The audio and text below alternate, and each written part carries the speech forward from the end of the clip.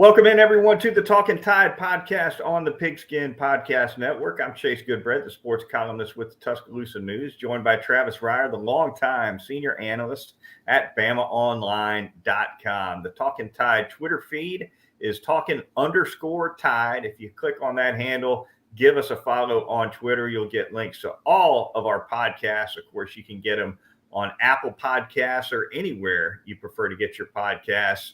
Also catch us on Facebook and YouTube. I want to thank a couple of sponsors really quickly, DraftKings and Peterbrook Chocolate of Tuscaloosa.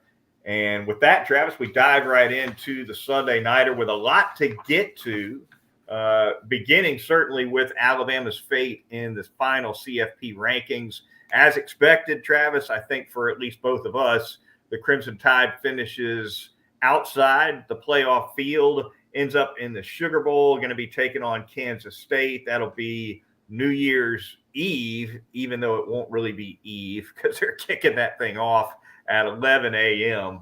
I guess that's happened before, but a Sugar Bowl at 11 a.m., there's something about that just doesn't quite settle well with me. But gonna be a lot of folks with Bloody Marys stumbling down Poydras trying to hair of the dog it. I guess morning. If there's a benefit or a plus to an 11 a.m. Sugar Bowl kickoff on December 31st, it's that the game won't interfere with those New Year's Eve. You get to reload. You get to reload. It's I'm sure it'll be a scene. It'll be my third New Year's Eve in New Orleans. Both of the other two were Sugar Bowl related as well. So certainly looking forward to that. Of course, the CFP field, Travis, ends up with Georgia first seed, of course, followed by Michigan, TCU, and Ohio State. And we'll talk a little bit about the Alabama Awards Banquet, a little bit of transfer portal news. We'll get to Alabama basketball. But first, Travis, your thoughts on this Sugar Bowl matchup with a Kansas State team that took TCU down in the Big 12 title game. Exciting game. Yeah, we've kind of alluded to this, I think, in the past. This isn't the type of opponent you like to see in a bowl game because, first of all, they're old. It's a veteran K-State team. Second of all, if you're thinking about opt-outs in bowl games like this won't be a team that has that issue. And they'll be supremely motivated because they're getting Alabama. Everybody's motivated when they get Alabama. But so there is that Utah concern from the 2009 season, maybe Oklahoma, what we saw in 2013 or to cap that season in New Orleans as well. I think that's your biggest concern. And look, they're a physical football team, man. They're going to line up, and nothing Alabama has shown this year says don't even try to run the football. If anything, it says, hey, this is an Alabama defense you can kind of get physical with and then hit the perimeter with some jet sweeps and some things like that. I mean, just the last game, Auburn, what it put on tape certainly isn't going to discourage this K-State team. So talent-wise, when you just look at rosters, you're going to think, oh, this is Alabama, especially if Bryce and Will and some of those guys actually end up playing. But even if they do play, I don't see this as being a real easy game for Alabama. Also, I think matchup-wise, one thing, and this feeds into what you said somewhat, certainly about the run defense, but Alabama's been spotty in the area of open field tackling at times this season, and that's not good for a team that's got this Deuce Vaughn kid who's had a really big year running the ball for Kansas State, over 1,400 yards rushing, a really outstanding receiver who will kill you on the perimeter if you let him. And he's certainly fun to watch. I enjoyed watching him play against TCU. Really small guy, Travis, 5'6", but he will make anybody miss in the open field. Got some Shad Williams to him in terms of size and open field ability, but also determination. Don't let his size fool you. This is a guy who isn't afraid to run it up in there, but yeah, they can get him on the perimeter. And Malik Knowles is one of their receivers that they lost early in the game Saturday for the remainder of the game. And from what I've been able to catch up with here in the last couple of hours, Chris Kleiman, the head coach for K-State, thinks he's going to be able to go. That's another guy that, they like to get the football to in different ways. So, again, just in terms of pure talent, You look at Alabama, even with all the opt-outs already because of the transfer portal, and you think still should be in good shape, but you better show up at 11 a.m. on New Year's Eve morning, or this is that type of team, kind of like even an academy team that can pants you in front of everybody if you don't. No doubt about it. Alabama, again, taking on Kansas State on December 31st, 11 a.m. over in New Orleans for the Sugar Bowl. You mentioned the portal, Travis, a little bit of portal news for Alabama on the eve of the portal officially opening. I suppose that a lot of these transfer portal announcements that we've seen of late, they got to be a little premature, right? Because the window doesn't officially open until December 5th. And as we record here on the evening of the 4th, the transfer portal news has already become kind of a flurry. And since we last podcasted, two of the bigger names to announce they're leaving Alabama, Travis, Trayshawn Holden, and even more recently, Javion Cohen, starting guard for the Crimson Tide, unless they withdraw their names, looks like they'll be headed elsewhere.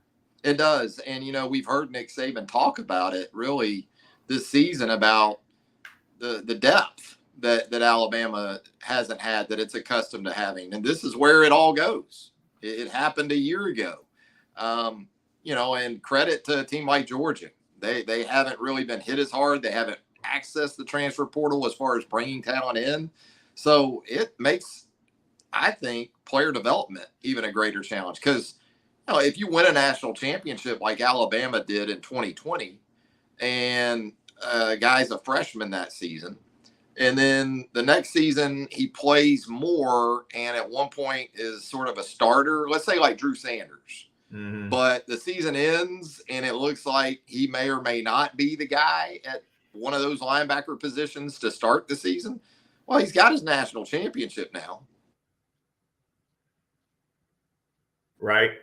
So, that's going to be the challenge moving forward, not only for Alabama, but Georgia, I think, is going to have to probably deal with more of that. So, for the Alabama offensive line, I guess Cohen is the third guy that they've had go into the portal or announce he would enter the portal. But we saw so much of Tyler Booker. I guess the concern, too, is Emil Ekiyor moving on. So, I think a guy like Terrence Ferguson, they've got some guys in the pipeline inside. And I also think they still have some guys at tackle, depending on who stays, that could end up inside. I don't know if they stay, if they're going to go inside. And I'm talking about a guy like Tyler Steen. Let's say Elijah Pritchett, the true freshman, shows you he's capable of taking over at a tackle. And you got J.C. Latham. Right. One of these tackles want to hang around to go inside. I'm not saying that's what would happen, but there are scenarios out there where you can include the tackle position into some of these areas of the Alabama interior that we've seen hit. Going to be a busy week for Sal Sunsery for sure. He's the point man on that support staff when it comes to the transfer portal. And Nick Saban said from the beginning of the portal that it was going to make the rich richer. And I see his point on that, and I think he's right to some extent. But as you pointed out, when you lose more than you pick up numbers wise, yeah, you might be able to pluck a star or two, but your depth can be gutted a little bit, in spite and your of that. Culture. Yeah, and your culture can take your some depth hits. and your culture. Yeah, I mean, and it's in some cases, somebody's going to come in with so much talent and ability that it'll transcend culture, i.e., like a guy like Jameson Williams, who was just dominant from the jump. But not everybody's going to be like that. And I think to your point, you're even a guy who's a proven player at another Power 5 school, you bring that guy in sometimes, he's going to bring habits with him, Travis. He's going to bring the program from where he came with him.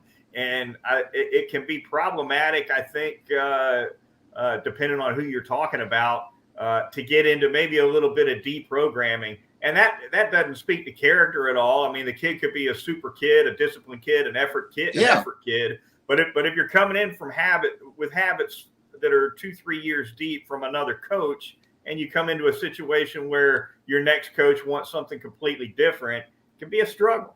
And you can be talented enough to walk right into Alabama and be a real factor from day one. But to your point, if you're coming from a program where it didn't matter all that much, maybe, and then you got to make that jump and get into that sense of urgency that Alabama operates with, that can be a bit of a problem as well. It kind of all falls into line with what we were talking about there.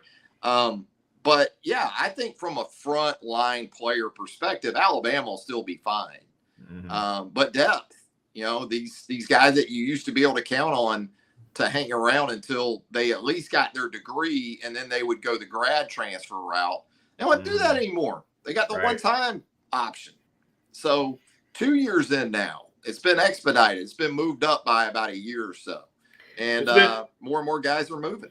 Yeah, it's been moved up. And I think quarterback remains the pinnacle of transfer activity for sure, because there's less patience among backup quarterbacks than backups at any other spot on the field. But I think some of these other positions are catching up, right? They are. No, they are, because the freedom of movement. It's just so easy. You can go from a number 5 receiver to a number 1 somewhere. Now, sometimes, as we talked about, guys overvalue themselves a little bit and think they're going to be able to do that, and they learn a hard lesson in that regard. Maybe it would have been better off to stay around at a place like Alabama for another year and develop and see what your ceiling really was at a place like UA. But no, I mean, it's an entirely different time. And, we've been getting drips and drabs of this stuff, but man, you think about tomorrow, Monday, and what it could be like by the time we get to Friday is just nuts. No question about it. All right, a little bit of news coming out on Sunday evening from Alabama in terms of the annual awards banquet. Travis, no real surprise. Bryce Young named the MVP of the team. That's his second straight team MVP. He's also named a permanent captain, along with Will Anderson and Jordan Battle. And, of course, there were a whole bunch of other awards handed out, as they are each year at the banquet, for everything from academic achievement to weight room dedication, all sorts of things. And they hand those awards out to 3, 4, 5 guys or more sometimes, depending on the award. And good for all of them. Nice for every one of them to get recognized. Although when I'm looking at a list like that, Travis, I get more out of it the fewer names are on it. It's like the A-Day awards, you got 7 guys that win the Johnny Musso Offensive Back Award, But no, I get it. It's smart by Nick Saban. It keeps the morale where you want it to be. It keeps the carrot in front of some guys like we're talking about that are maybe feeling like it's not going to happen for me here, or they not being as patient as maybe the coaching staff would like. You're able to give them a little sugar, But I'm with you. End of the season awards, it's a lot of guys for defensive player of the year or offensive player of the year. And then they have the team MVP. And then, but I'm with you. Good for all those guys. And good for the permanent team captains too. I mean, you're talking about a couple of guys in Bryce Young and Will Anderson. If this is it, which we anticipate being the case, 2-time permanent team captains at Alabama, that there's not many individual achievements you can acquire as a college football player that sort of eclipse that. Yeah, when the permanent captains were released, I tweeted out that there was no suspense on 2/3 of that. But when I got to thinking about it, I came to the conclusion that Jordan Battle was maybe a little bit more of an obvious third choice, as I realized. I don't know that.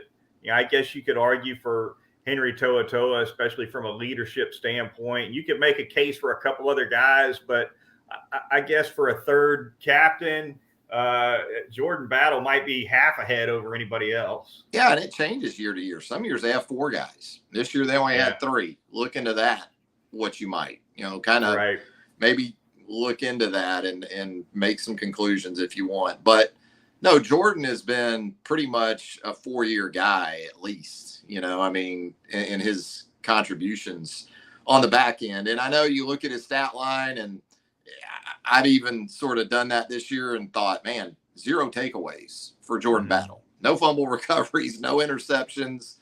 One pass breakup, I think. Fourth on the team in tackles, I believe. But it tells you when he is honored in that way. And also from a defensive achievement perspective, he was honored. Mm-hmm. That, like Toa, in terms of coordinating things on the back end of that defense, how important he really is and how he must be just a day in and day out stable presence for everyone on that team. It has to be a lot of intangibles. And that's not to say he didn't play well this year. It's just in terms of splash plays. We didn't see as much of that from him. And when you think about it, maybe that was the problem with Alabama's defense this year. Other than splash plays on occasion, there wasn't the model of consistency. And maybe that's what the coaching staff sees in Jordan. I would agree. Jordan Battle, a guy he certainly had a whole lot of experience, and it was looked upon as a leader back there by the whole secondary.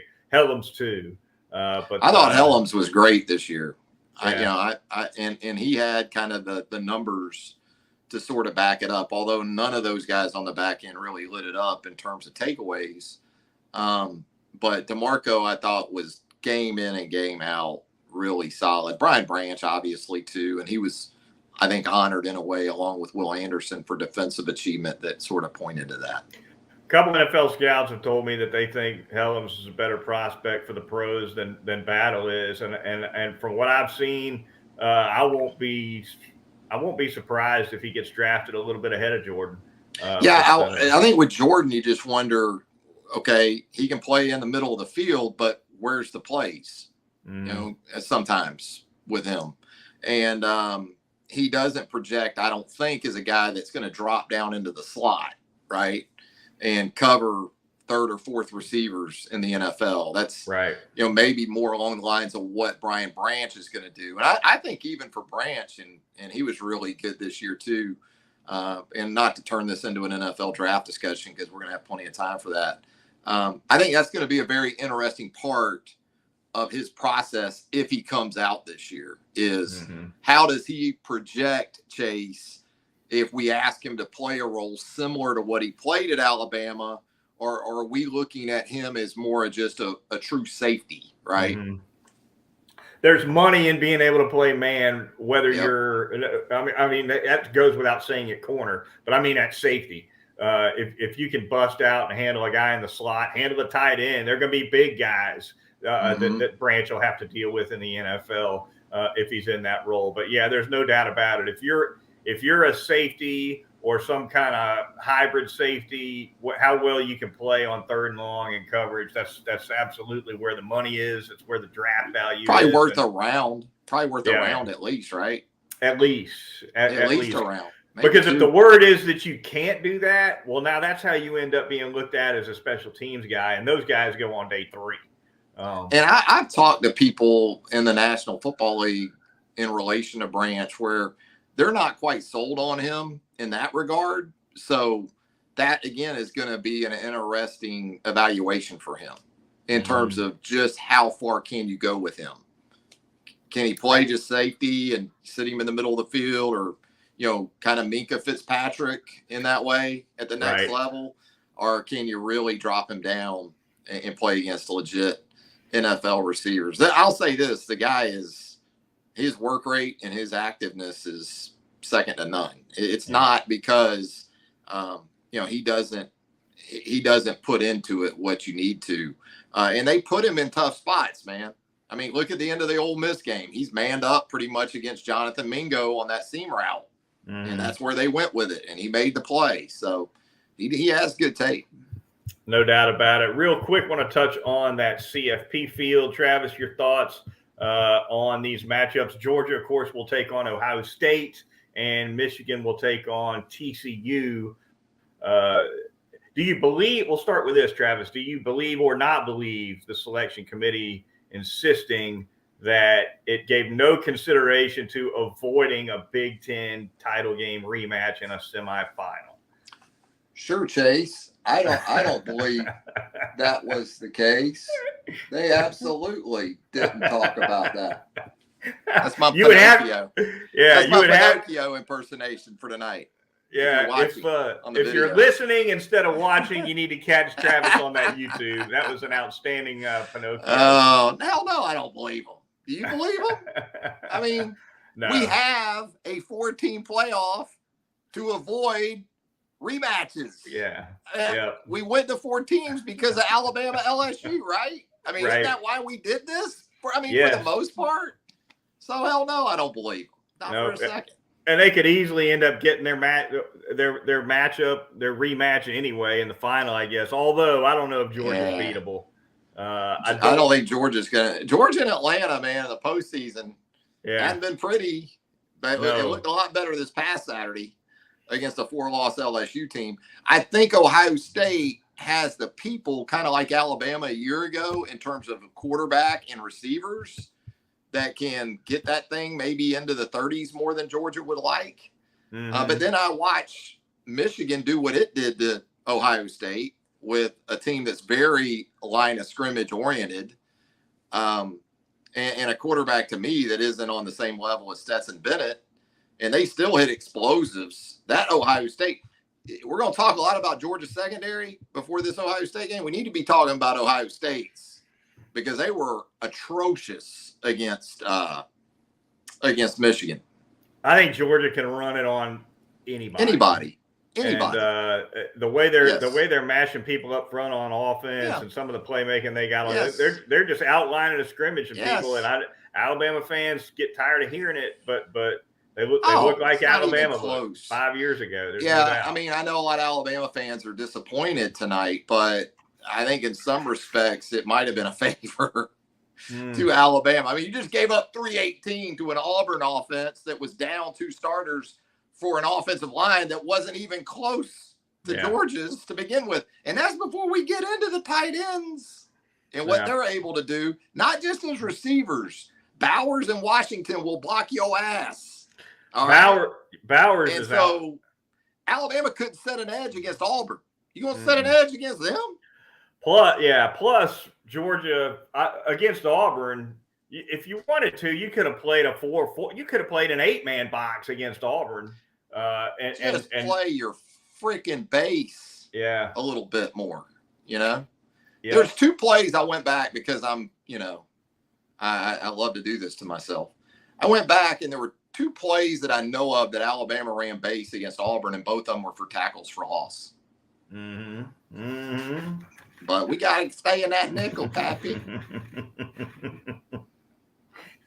Do a little politicking. And Auburn did a little pressing of the flesh.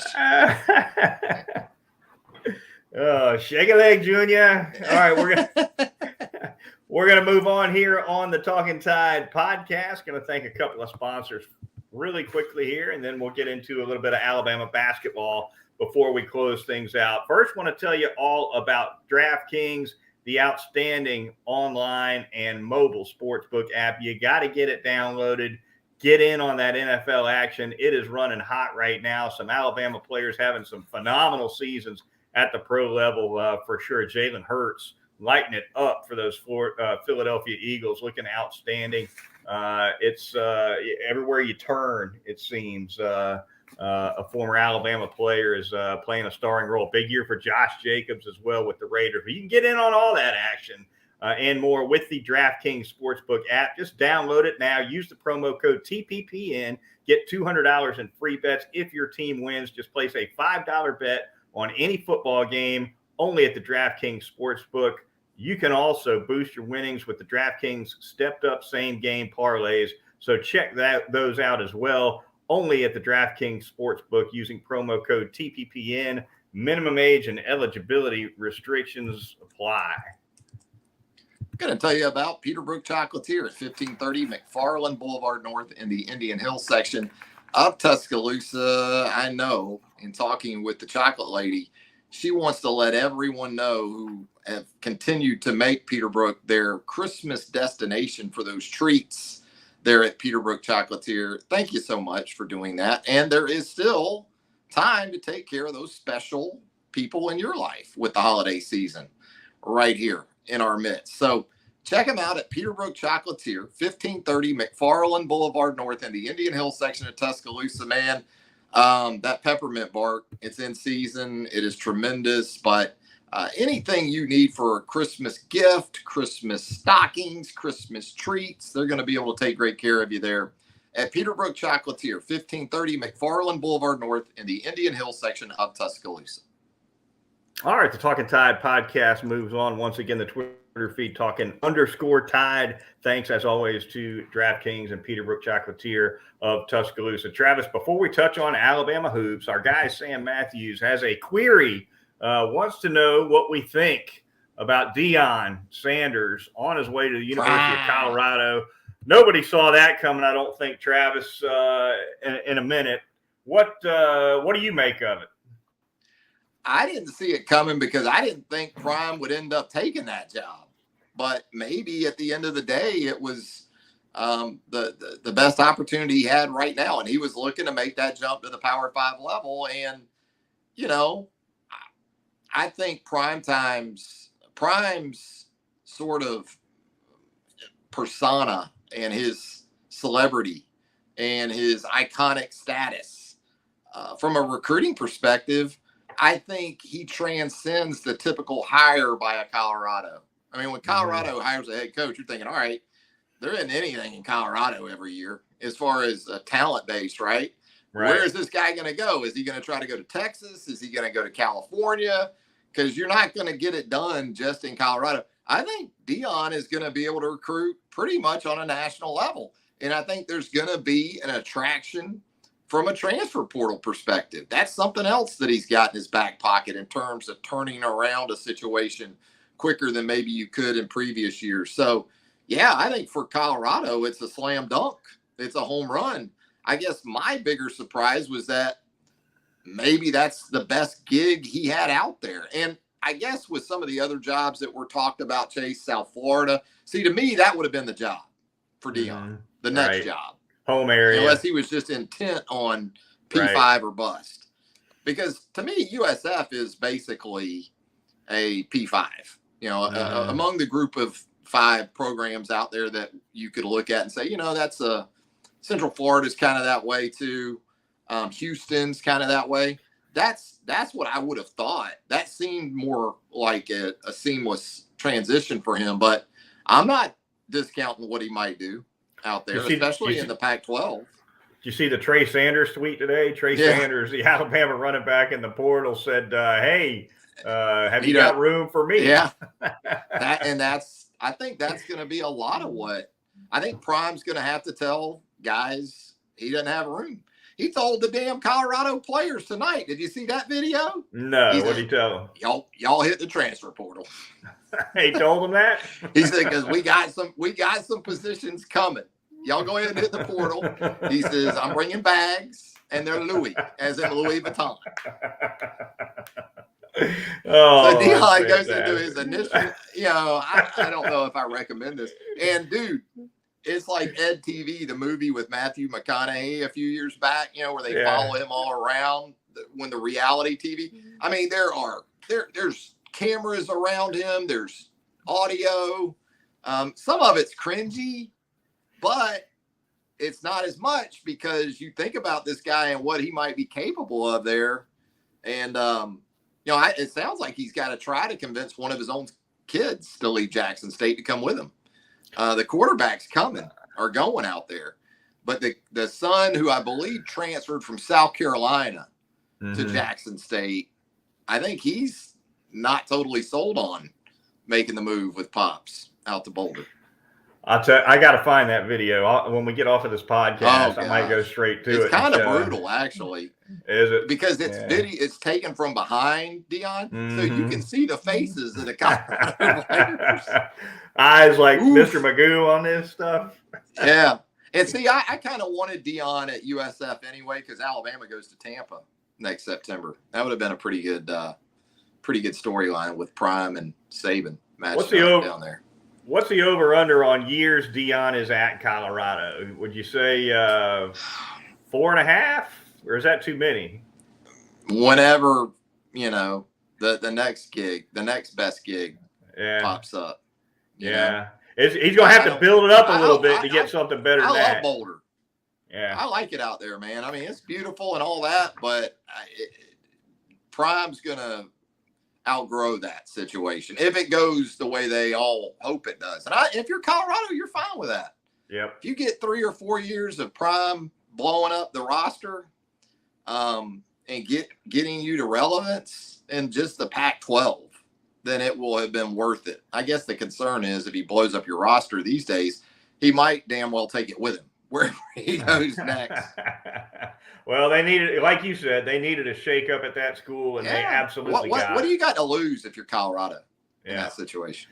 All right, really quickly before we get out of here, Travis, a quick look at the Alabama Hoop squad. They just come off a win over South Dakota State. That final score, 78-65. Noah Clowney with a game-high 22. Lit it up from three-point range, coming off of that injury against North Carolina that looked a little scary with that hard fall against the Tar Heels. But Clowney clearly back, and Alabama now goes to 7-1, looking ahead now to facing the number one team in the country in Houston on the road on Saturday. Yeah, it's not to say that it gets real for this team because they just came back from Portland where they took on 3 Blue Bloods, right? So it's not like this team hasn't been tested already, but it's a quick little break with South Dakota State, a team that really more so probably a year ago when it still had Baylor Shireman, who is now, I believe, at Creighton. They were probably thought of more as a legitimate NCAA tournament type team. They've had their struggles, and man, schedule wise, they are on a roadie from all get out. But no, it was Noah Clowney, man. I mean, how impressive for that guy after that spill he took last Sunday out in Portland against North Carolina, and then to come back and go like he did, not just in terms of points and rebounds and winning the hard hat award, but the charge takes. You know me, man. I'm a big charge takes person. And to see him give himself up sort of like Herb Jones just time and time again, just very impressive. And, those 43s for Alabama in the game, I know you like those. I like three-pointers just fine. I don't mind them at all. Back to the basket, Goodbread. Post them up. Threes are fine. I like those passes out to those three-point shooters, though. I like them when those passes pop out of the lane from somebody who can collapse the defense maybe just a little bit. It looks to me like Noah Gurley's got half a green light from Nate Oates to play with his back to the basket with the ball a little bit. You see that from him here and there. But at any rate, Alabama looking ahead to a tough stretch in the schedule. And when we reconvene here on Talkin Tide, we'll be talking some Alabama football and basketball once again. But that is going to do it for now here on this Sunday nighter. For Travis Reier of BamaOnline.com, I'm Chase Goodbread, the sports columnist with the Tuscaloosa News. We'll be coming at you again real soon right here on Talkin Tide.